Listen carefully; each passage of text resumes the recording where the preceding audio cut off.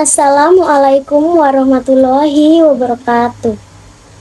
Perkenalkan, nama saya Revina Anessa Putri dengan nomor induk mahasiswa 20224064050085.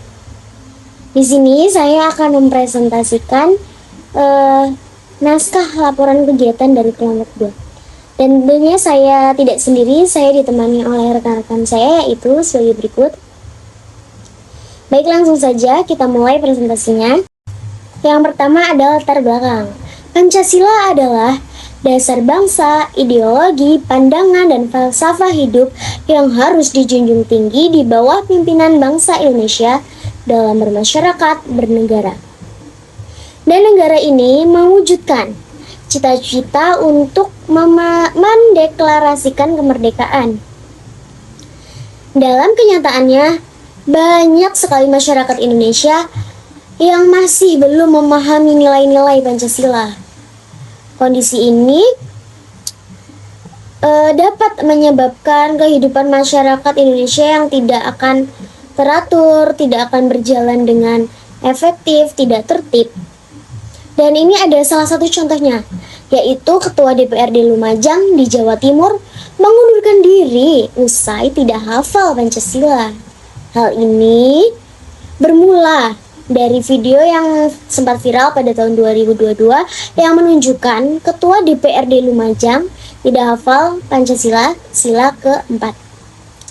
Hasil kajian ini juga diharapkan dapat memberikan wawasan kepada masyarakat, khususnya pada aparatur negara, pejabat, pegawai negeri, dan lain-lain sebagainya, yang bisa dibilang adalah mereka yang mempunyai tahta tinggi dalam negeri ini, dalam rangka sebagai acuan untuk mengambil segala keputusan, kebijakan, dan perilaku sehari-hari.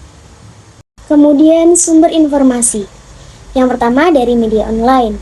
Media online merupakan sebuah sarana untuk berkomunikasi dan mendapatkan informasi secara online melalui website dan aplikasi yang diakses melalui internet, termasuk situs berita, situs perusahaan, situs boga atau instansi, blog, forum, komunitas, dan lain sebagainya. Yang kita ketahui bahwa akses internet untuk mendapatkan informasi itu kan sangat banyak dan luas ya. Nah, dalam penelitian ini, kelompok kami akan menggunakan sumber informasi media online dan laman web seperti Kompas, CNN, Detik.com, Tempo.com, dan Republika. Kemudian, sumber informasi kedua ada pada wawancara. Nah, wawancara yang pertama dengan narasumber Bapak Cecep Irawan selaku Lurah Pringsewu Barat. Menurut pandangan Bapak Cecep selaku Lurah Pringsewu Barat ini terkait permasalahan yang pernah beliau dengar bahwasanya Ketua DPRD Lumajang yang tidak hafal Pancasila, beliau itu mengatakan bahwasanya pandangan bisa disesuaikan ketika mereka membicarakan salah satu sila yang tidak hafal.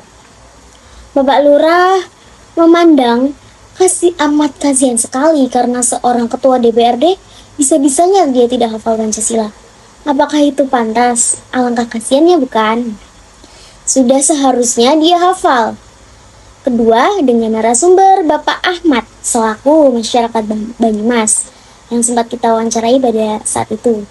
Wawancara tersebut adalah percakapan antara dua orang atau lebih yang berlangsung antara narasumber dan pewawancara untuk dimintai keterangan atau pendapatnya mengenai suatu hal dengan tujuan mengumpulkan data-data yang valid berupa informasi. Dalam penelitian ini, kelompok kami akan melakukan wawancara dengan 3 orang, yaitu yang pertama ada lurah, guru, dan masyarakat.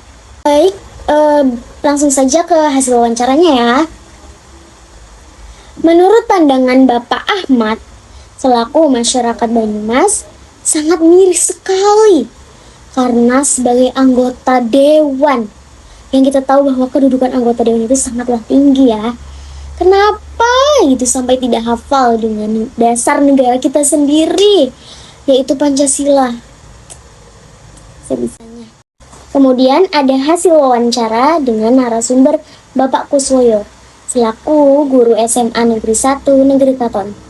Menurut pandangan Bapak Kuswoyo, sebenarnya tidak ada aturan yang mengatakan atau yang tertulis bahwa ketua atau anggota DPRD wajib hafal Pancasila. Namun, jika sudah berkedudukan dan bertahta sebagai ketua, wajiblah hafal Pancasila. Jika tidak hafal itu sangat-sangat kurang pantas dan tidak pantas. Kurang lebih seperti itu pandangan dari Bapak Kuswoyo. Kemudian ada hasil media online. Berdasarkan sumber informasi media online yang sudah kelompok kami cari, dapat disimpulkan bahwa kasus Ketua DPRD Lumajang yang bernama Anang Ahmad Syaifuddin yang tidak hafal Pancasila ini memang benar adanya. Bukan hanya rekaan atau settingan semata. Kejadian tersebut berlangsung di kantor DPRD Lumajang saat Anang membacakan Pancasila di hadapan mahasiswa massa, yaitu Himpunan Mahasiswa Islam atau biasa disingkat dengan HMI. Yang kemudian ada metode pengumpulan informasi. Teknik dan metode pengumpulan informasi sebagai berikut.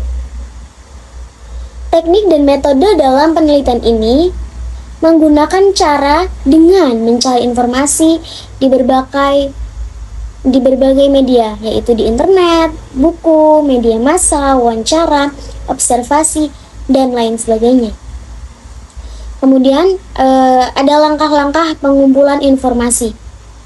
Yang pertama ada mencari referensi permasalahan terkait definisi permasalahan Pancasila. Dan yang kedua, menentukan judul permasalahan yang akan kami ajukan. Dan yang ketiga, mencari tahu dan memastikan kebenaran dari permasalahan tersebut. Kita tidak bisa asal-asalnya, harus mencari tahu dan memvalidasi apakah masalah tersebut benar. Yang keempat, mencari sumber informasi dari media online dan hasil wawancara.